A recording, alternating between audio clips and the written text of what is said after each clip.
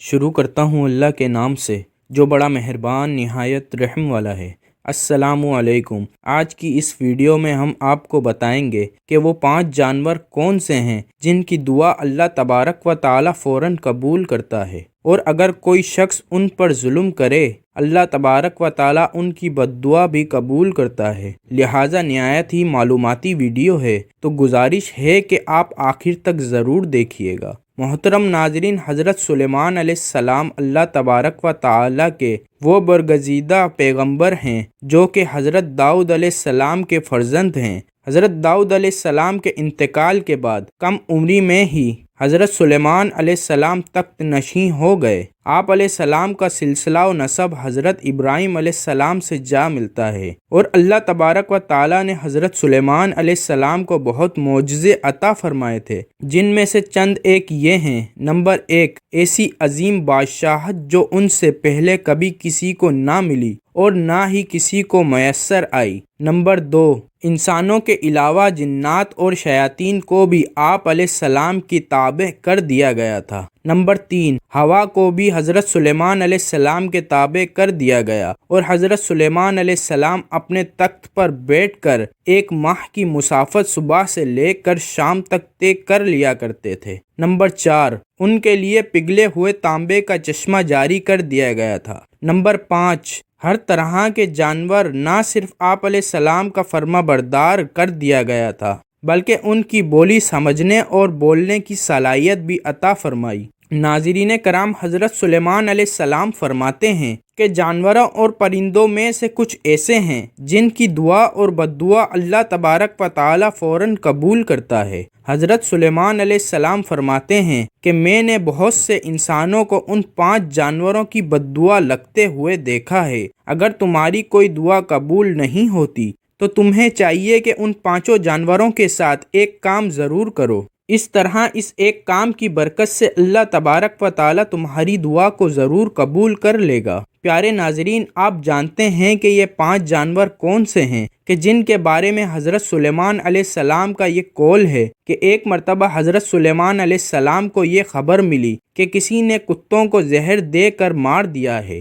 آپ علیہ السلام فوراً اس شخص کے گھر پہنچ گئے۔ جب اس شخص نے وقت کے شہنشاہ اور نبی کو اپنے گھر دیکھا تو بہت خوش ہوا اور خوب خدمت میں لگ گیا۔ وہ شخص کہنے لگا، اے اللہ کے نبی، آپ نے آنے کی زحمت کیوں کی؟ آپ مجھے حکم کر دیتے، میں سر کے بل چل کر آپ علیہ السلام کی خدمت میں حاضر ہو جاتا۔ حضرت سلیمان علیہ السلام نے اس بندے کو کہا کہ اپنے سارے گاؤں والوں کو اکٹھا کر لو، میں تمہیں ایک بات بتانے والا ہوں۔ اگر تم میری بات پر عمل کر لوگے تو تمہاری آنے والی نسلیں سنور جائے گی، اور اگر تم میری بات پر عمل نہیں کرو گے تو تمہاری آنے والی نسلیں تباہ و برباد ہو جائیں گی۔ چنانچہ اس بندے نے تمام گاؤں والوں کو اکٹھا کیا۔ جب سارے اکٹھے ہو گئے تو حضرت سلیمان علیہ السلام نے فرمایا کہ 5 ایسے جانور اور پرندے ہیں جن کی دعا اور بد دعا اللہ تبارک و تعالی فوراً قبول کر لیتا ہے۔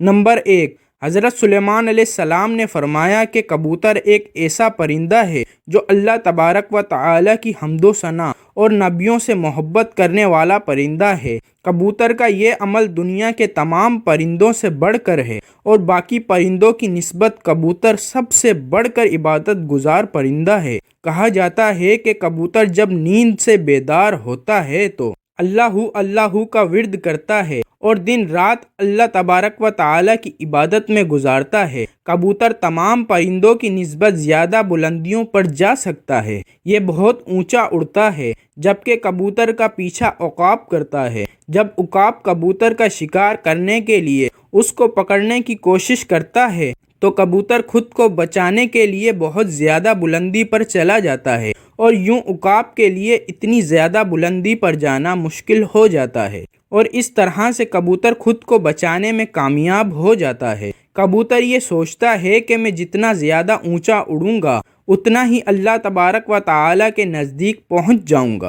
نمبر 2، حضرت سلیمان علیہ السلام نے بلی کے متعلق ارشاد فرمایا کہ میں نے بے شمار متقی اور پرہیزگاروں کو دیکھا ہے جنہوں نے اللہ تبارک و تعالی کی یاد میں دن رات گزارے ہیں، کہ اللہ تبارک و تعالیٰ ان لوگوں کی دعائیں بھی اتنی جلدی قبول نہیں کرتا جتنی جلدی بلی کی دعا قبول کرتا ہے۔ بلی کی دعا اور بد دعا بہت ہی جلدی قبول ہو جاتی ہے۔ بلی جس شخص سے خوش ہوتی ہے اور دعا دیتی ہے تو وہ شخص کامیاب ہو جاتا ہے، اور اگر بلی کسی کو بد دعا دے دے تو اس کی دنیا و آخرت خراب ہو جاتی ہے۔ حدیث مبارکہ میں ہے کہ رسول اللہ صلی اللہ علیہ وآلہ وسلم نے ایک عورت کو جہنم میں دردناک عذاب میں دیکھا کہ جس نے بلی کو ایسی حالت میں گھر میں باندھ کر رکھ دیا کہ وہ بھوکی پیاسی رہی اور وہ اس وجہ سے تڑپ تڑپ کر مر گئی۔ نمبر 3، پھر حضرت سلیمان علیہ السلام نے فرمایا کہ چڑیا ایک ایسا پرندہ ہے جس کو اللہ تبارک و تعالیٰ نے بے حد پسند فرمایا ہے۔ حضرت سلیمان علیہ السلام نے چڑیا کی 3 خصوصیات فرمائی۔ 1، چڑیا صبح سویرے اٹھتی ہے تو یہ اللہ تبارک و تعالیٰ کی حمد و ثنا کرتی ہے۔ 2، چڑیا ایک بہت ہی معصوم پرندہ ہے، ان میں ذرہ برابر بھی چالاکی نہیں پائی جاتی۔ 3، چڑیا اللہ تبارک و تعالیٰ پر بہت بھروسہ رکھتی ہے اور ان کا یقین ہے کہ جو رب ہمیں صبح نئی زندگی دے گا تو وہ ہمیں کھانے پینے کا بھی بندوبست کر دے گا اور یہ ہمارے لیے کافی ہے اور ہمیں کچھ کرنے کی ضرورت نہیں ہے۔ نمبر 4، حضرت سلیمان علیہ السلام نے فرمایا کہ لوگوں کا کہنا ہے کہ کتا ایک ناپاک جانور ہے، اس وجہ سے لوگ کتوں کو مارتے ہیں اور خیال کرتے ہیں کہ کتوں کو مارنے سے گناہ نہیں ملتا۔ تاریخ میں ایسے بے شمار واقعات موجود ہیں کہ کتوں کو دکھ دیا ہے تو کتوں کی بد دعا سے اللہ تبارک و تعالیٰ نے انہیں برباد کیا ہے۔ اللہ تبارک و تعالیٰ نے کتوں کو مارنے والوں کو جہنم میں ڈال دیا، اور جن لوگوں نے کتوں سے پیار کیا تو وہ اللہ تبارک و تعالیٰ سے ایسے لوگوں کی بخشش فرما دی۔ جان لیجئے کہ قرآن پاک میں بھی کتوں کا ذکر آیا ہے، جس طرح اصحاب کہف میں کتوں کا ذکر آیا ہے جو کہ اللہ تبارک و تعالیٰ کے ولیوں سے محبت کی بنا پر جنت میں داخل ہوگا۔ جان لیجئے کہ کتے کا تھوک ناپاک ہے، لیکن کتے کو ہاتھ لگانے سے وضو نہیں ٹوٹتا، مگر کتوں کو گھر میں رکھنا حرام ہے، کیونکہ کتے فرشتوں کو دیکھ کر بھونکتے ہیں کہ جس گھر میں کتا موجود ہو تو اس گھر میں رحمت کے فرشتے داخل نہیں ہوتے، جبکہ انسان اپنی کھیتی باڑی یا جانوروں کی حفاظت کے لیے گھر سے دور کسی جگہ پر کتا رکھ سکتا ہے، لیکن گھر کے اندر نہیں رکھ سکتا۔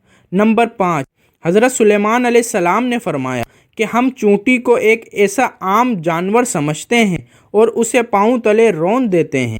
آپ علیہ السلام فرمانے لگے کہ ہم لوگ اگر چونٹی کی اہمیت کو جان لیں تو کبھی بھول کر بھی چونٹیاں نہیں ماریں گے۔ قرآن پاک میں سورہ نمل مکمل طور پر چونٹیوں کے بارے میں ہی ہے۔ قرآن پاک میں ہی یہ واقعہ بھی موجود ہے کہ حضرت سلیمان علیہ السلام اللہ تبارک و تعالیٰ کے نبی تھے۔ اللہ تبارک و تعالیٰ نے پوری دنیا کی حکومت انہیں عطا فرمائی۔ حضرت سلیمان علیہ السلام کا گزر ایک ایسے علاقے سے ہوا جہاں چونٹیوں کی بستی تھی۔ ایک چونٹی حضرت سلیمان علیہ السلام کے لشکر کو پاس آتے ہوئے دیکھتی تو دوسری چونٹیوں کو بلند آواز میں پکارتی ہے کہ حضرت سلیمان کا لشکر آ رہا ہے، حضرت سلیمان علیہ السلام کے لشکر سے دور ہو جاؤ، کہیں ایسا نہ ہو کہ تم سب حضرت سلیمان علیہ السلام کے لشکر کے نیچے آ کر کچلی جاؤ۔ اس پر حضرت سلیمان علیہ السلام اس چونٹی کی بات کو دور سے سن کر مسکرا دیے۔ جان لیجئے کہ چونٹیاں بھی انسانوں کی طرح اپنی زندگی بسر کرتی ہیں۔ جدید ریسرچ سے بھی یہ بات ثابت ہوتی ہے کہ چونٹیاں بستی بنا کر رہتی ہیں۔ چونٹیاں زیادہ تر بستیوں میں اس طرح رہتی ہیں جیسے انسان اپنے معاشرے میں رہتا ہے۔ حضرت سلیمان علیہ السلام نے ارشاد فرمایا کہ جو کوئی بھی چونٹیوں کو مارتا ہے تو اللہ تبارک و تعالیٰ اس سے رزق کی دولت چھین لیتا ہے۔